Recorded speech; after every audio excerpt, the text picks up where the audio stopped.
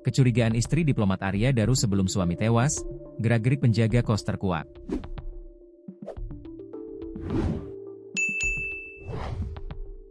Istri diplomat muda Arya Daru yang tewas dengan janggal di indekosnya, 8 Juli 2025, lalu meninggalkan berbagai kecurigaan. Semalam sebelum sang suami meninggal, istri Arya Daru terus curiga dan berusaha menghubungi korban.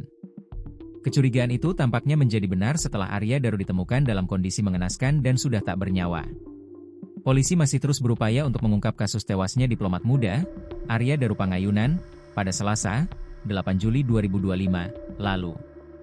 Polisi pun mengungkap fakta baru perihal Arya yang tewas mengenaskan di mana jasadnya terlilit lakban kuning di kamar kosnya di Jalan Gondangdia Kecil, Menteng, Jakarta Pusat. Kabid Humas Polda Metro Jaya, Kombes Ade Arysyam Indradi, mengungkapkan fakta baru terkait istri korban. Diketahui istri korban sempat menghubungi penjaga kos sebanyak 3 kali untuk mengecek kondisi sang suami. Ade mengatakan, istri korban pertama kali menghubungi penjaga kos pada Senin, 7 Juli 2025, pukul 22.40 waktu Indonesia Barat.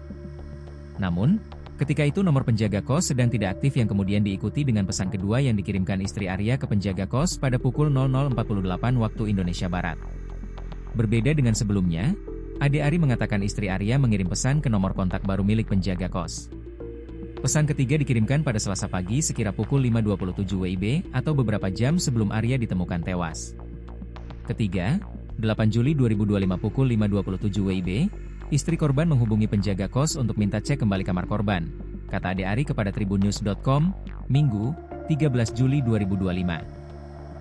Sementara itu gerak-gerik penjaga kos sempat rekam kamera CCTV yang menyorot langsung ke kamar Arya. Penjaga kos sempat terlihat pada Selasa pagi pukul 7.31 WIB waktu CCTV bersama seorang pria berkacamata. Pada momen itu, penjaga kos tengah berusaha membuka pintu kamar Arya yang terkunci dari dalam.